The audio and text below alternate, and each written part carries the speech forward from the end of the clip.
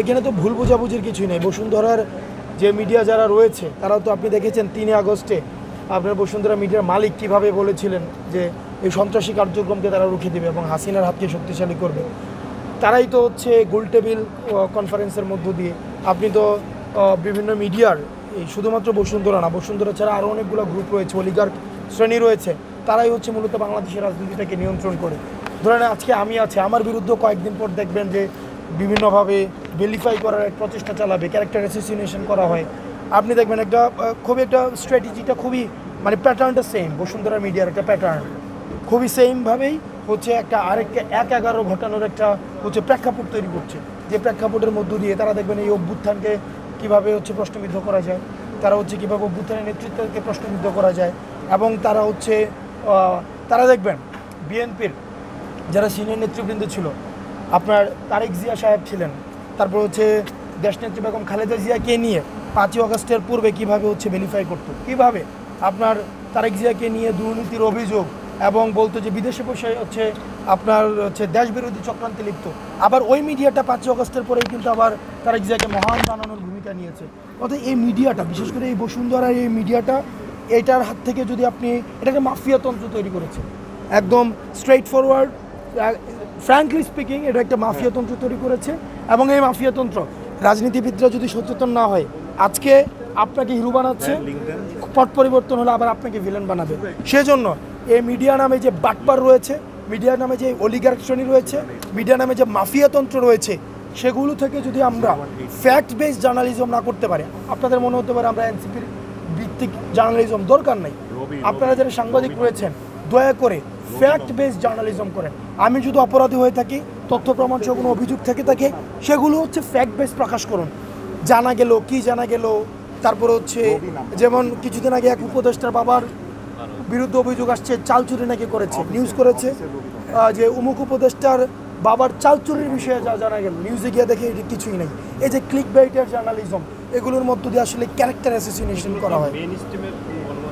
অবশ্যই বসুন্ধরার গণমাধ্যমগুলো যারা অভ্যুত্থানের পূর্বে আপনি দেখবেন এই গণতান্ত্রিক পট পরিবর্তনকে প্রশ্নবিদ্ধ করেছে, নির্বাচনের বৈধতা দিয়েছে, হাসিনাকে বৈধতা দিয়েছে। এবং 5ই আগস্টের পূর্বে হাসিনা যে বিজনেসম্যানদেরকে নিয়ে হচ্ছে প্রেস কনফারেন্স করেছে, ওখানে গিয়েও তারা কিন্তু হাসিনাকে বৈধতা দিয়েছে। আপনি দেখবেন হাসিনার হাতকে শক্তিশালী করার জন্য তারা হচ্ছে ওখানে শপথ দিয়েছে, হাসিনার কাফেলাতে তারা হচ্ছে হাসিনার সাথে জান্নাতে জাহান্নামে যাইতে চায়, এমনও কমিটমেন্ট দিয়েছে। এখন তাদেরকে দিয়ে আবার আপনি গণতন্ত্র হচ্ছে পুনঃপ্রতিষ্ঠা করতে চান, এই বিষয়গুলোকে আমরা সন্দেহের চোখে দেখি। আপনাদের সাংবাদিকদেরকে বলবো, আপনারা ফ্যাক্ট বেসড জার্নালিজম করেন, সেটা ক্ষমতার বিরুদ্ধে যাক অথবা ক্ষমতার পক্ষে যাক। আমাদের বক্তব্য বিচার, সংস্কার এবং গণপরিষদ নির্বাচনের মাধ্যমেই আমরা সামনে নির্বাচনটাকে দেখছি। আমরা প্রথম থেকে একই কথাই বলে যাচ্ছি, নির্বাচনের সময় নিয়ে আমরা বলিনি, আমরা বলেছি বিচার এবং সংস্কারের জায়গাটা নিশ্চিত করতে হবে। এই মাসে জুলাই সনদ হওয়ার কথা, জুলাই ঘোষণাপত্র অলরেডি সময় পেরিয়ে গেছে। তারপরও আমরা 5ই আগস্ট পর্যন্ত এই সরকারকে দেখব যে তারা এই মাসের মধ্যে জুলাই সনদ এবং ঘোষণাপত্র দিতে পারে কিনা।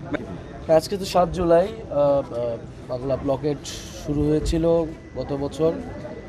বাংলা ব্লকেট কর্মসূচি পুরো গণঅভ্যুত্থানের মধ্যে সবচেয়ে গুরুত্বপূর্ণ কর্মসূচিগুলোর মধ্যে একটা ছিল। এই ব্লকেট কর্মসূচির মধ্যে দিয়ে গণঅভ্যুত্থানের একটা প্রস্তুতি পর্ব তৈরি হয়েছে এবং আমরা একটা নতুন ধরনের কর্মসূচি এনেছিলাম যাতে মানুষকে অংশগ্রহণ করানো যায়, মানুষের আগ্রহ সৃজনশীলতা থাকে কর্মসূচিতে।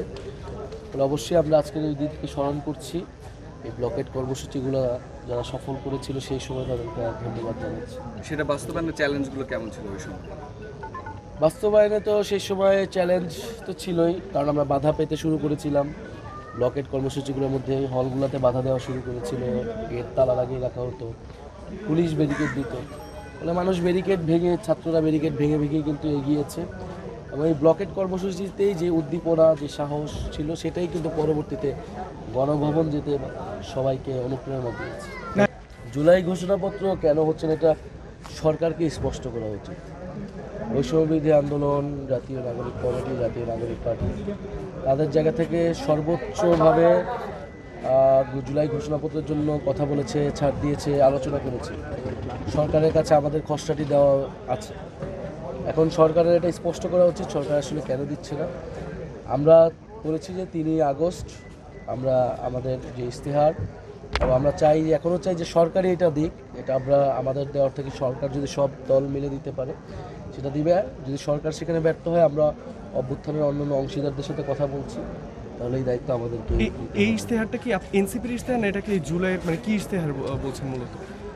আমরা বলছি 3রা আগস্ট ইশতেহার। যে 3রা আগস্ট এনসিপি তো এনসিপির ইশতেহার দিবে, কিন্তু জুলাই ঘোষণাপত্র আমরা সরকারের কাছ থেকে এই সময়ের মধ্যে পেতে চাচ্ছি, এবং এটা সকল অংশীদারদেরকে সাথে নিয়েই যাতে জুলাই ঘোষণাপত্রটা জারি করে। ধন্যবাদ।